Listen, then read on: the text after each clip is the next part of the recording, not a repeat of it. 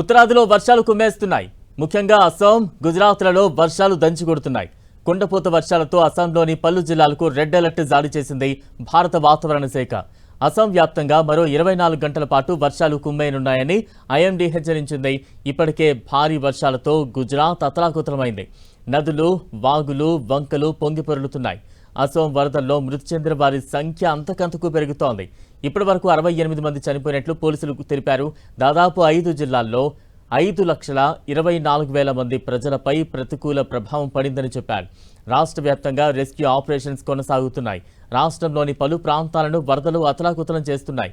వరదల బీభత్సానికి అస్సాంలో ఇప్పటివరకు మృతి చెందిన వారి సంఖ్య 68కి చేరింది. రాష్ట్ర వ్యాప్తంగా రెస్క్యూ ఆపరేషన్స్ కొనసాగుతున్నాయి. అస్సాంలోని 6 జిల్లాల్లో దాదాపు 6.5 లక్షల మంది వరదల కారణంగా తీవ్ర ఇబ్బందులు పడుతున్నారు. తాజాగా శివసాగర్ జిల్లాలో 3, చరైదేవ్ జిల్లాలో 1 మరణించారు.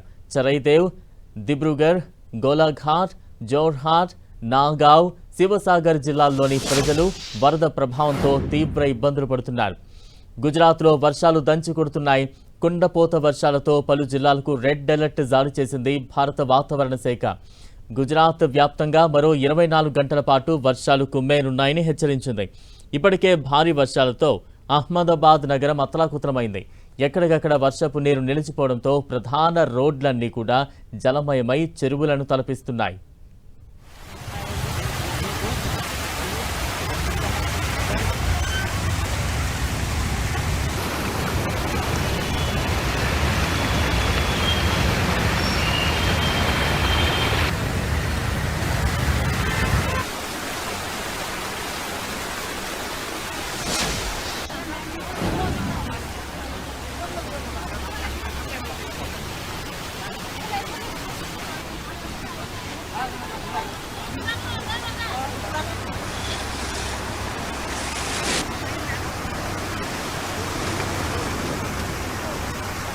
Ada